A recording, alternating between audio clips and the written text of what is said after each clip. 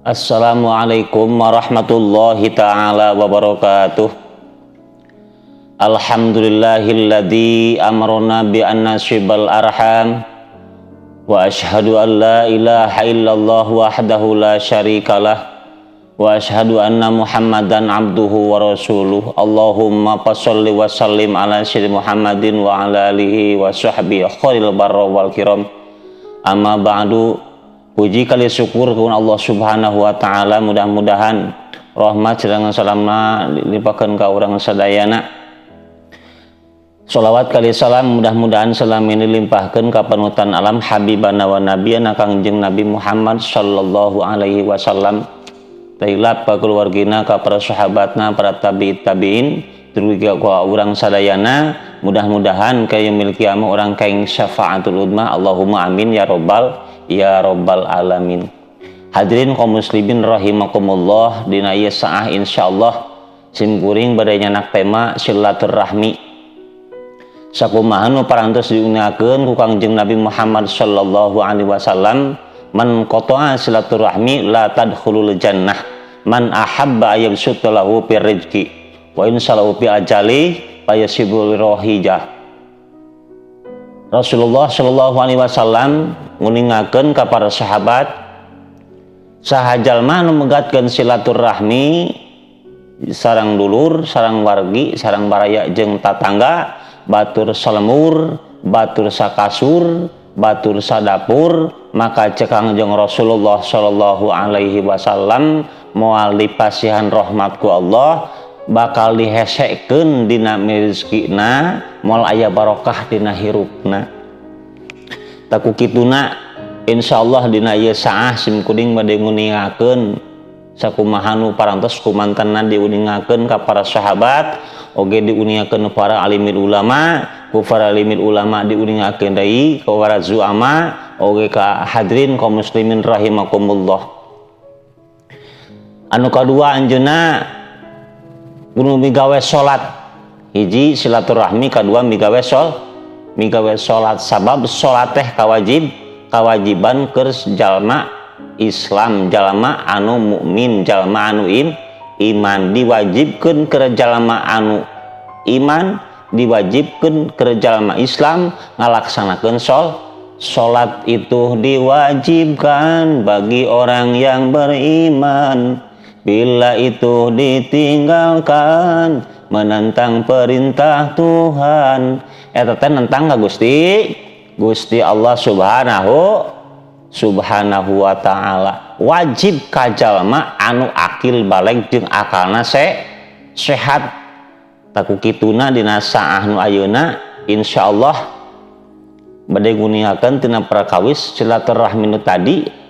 Saur Kangjeng Rasulullah sallallahu alaihi wasallam dina hiji waktu sabadana tepan Kangjeng Rasulullah teras ngariung para sahabat sadayana ngalingkung.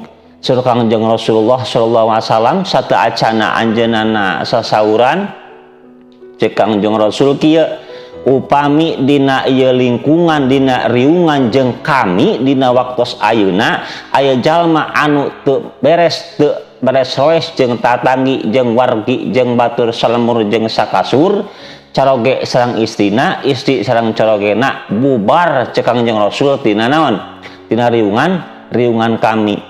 Dina eta waktos aya hiji pamegat salirana teras angkat tina riungan Kangjeng Rasulullah sallallahu alaihi wasallam.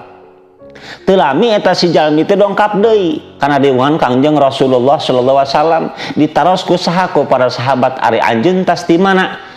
Saur Kangjeng Rasulullah tadi, lamun jalma keur ngariung jeung kami ulah wani-wani riung jeung kami sabab naon? Moal dipasihan rahmat ku Allah, dihesekeun dina mina rezekina kintenan sareng barokahna. Ku kituna abdi angkat tina riungan ieu sanes abdi sanes teu sopan ka Kangjeng Rasulullah, margi abdi teh emut ngagaduhan masalah sareng pun bibi. Saur eta saha? Sahabat. Teras eta sahabat teh angkat ka mana? Ka bibina nyunkeun dihapunten hartosna islah antara manusia jeung manusia.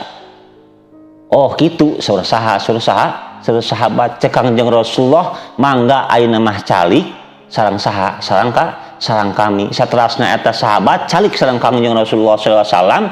Sareng Kangjeng Rasulullah, lamun anjeun jeung tatangga jeung baraya jeung sahabae megatkeun silaturahmi, maka Allah ngajamin keur eta jalma haram ka surga. Naudzubillahi min dalik. Naon margina? Dina sapalih katerangan saur Kangjeng Rasulullah sallallahu alaihi wasallam anu pantes diungkeun ka para sahabat, asrahul khair sabab bil burr istiwatur rahim wa asrahus syarri aqudul baqdo. Kudu naon tah? Megang gagancangan, buru-buru atuh.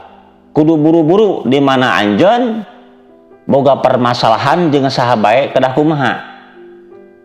Kedah islah hartosna silih hampura. Upami anjeun tatangi jeung tatanggi papaseaan langkung tilu dinten anu seseorangna teras pupus, maka bakal diantosan ku saha ku eta ahli kubur ngadagoan anu tadina naon tah nu masih kana hidup di alam dunia ditagenkeun heula. Tah ku kituna sok aya geuning paripaos di mana aya nu pupus saur ajengan, saur kiai, farelimil ulama, boh bilih aya tinu sanes ti tatanggi sareng wargina anu ngagaduhan sametan, anu ngagaduhan permasalahan dunia, maka buru-buru menta dihampura. Margi naon tah? Margi ngajantenkeun beban ka saha? Ka eta mayit. Sedengkeun ayeuna mina maot teu aya nu terang. Kullu nafsin dha'iqatul maut. Sakur awak-awakan pasti bakal maut. Tapi di Bandungan ku urang sadayana jalmi nu lebet kana ahli kubur. Hartosna ka ahli kubur teh di mana aya nu maot teras dongkap ka ahli eta mayit. Seueurna mah lain kalah eling. Kalah naon? Kalah seueur teh eling. Anu ka kuburan ngali kuburanna mah kurduaan, nu capena mah kurduaan, kalobana mah ngopi jeung ngarokok. Leres kitu leres. Tah kitu nya. Tah ku kituna upami urang dongkap ka kuburan membacakan salam ka ahli kubur, tah urang teh bakal seperti kitu ulah dibanggakeun urang boga imah, urang ngagaduhan bumi anu mentereng gedong sigong moal dicanak mulang, anu bakal dicadak mulang mah iwadi amaliyah ibadah urang. Tah ku kituna keur jalma anu beunghar ulah angkuh ku beungharna, jalma anu miskin ulah angkuh ku miskinna. Da teu pantes jalma miskin bari angkuh, keur mah miskin bari sombong teh sifat naon? Sifat setan. Kalakuan setan idza zidanatullah. Hadirin kaum muslimin rahimakumullah. Poma asal Kangjeng Rasulullah sallallahu alaihi wasallam lamun tatangga jeung tatangga ulah sok silih baeudan, lamun baeud leuwih ti 3 poe terus menahanna maot bakal ditangguhkeun heula.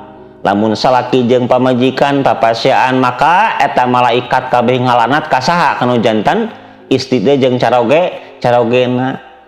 Kumaha lamun kieu? Conto cek para sahabat, ya Rasulullah, abdi teh kapun bibi teh awalna masok nyuhunkeun dihapunten, tapi pun bibi teh tarang ngahapunten kalepatan abdi.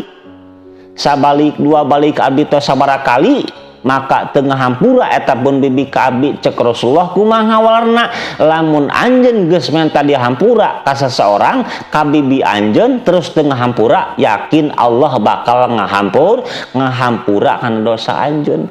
Ngan lamun si eta jalma tengah hampura saburang geus sobar geus menta islah, maka Allah nu bakal ngabalesna.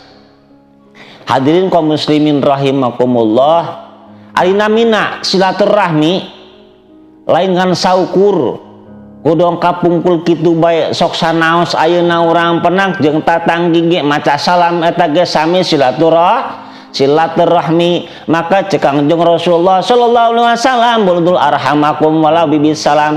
Pek di mana anjeun papangih jeung tatangga teh maksimal atuh maca salam.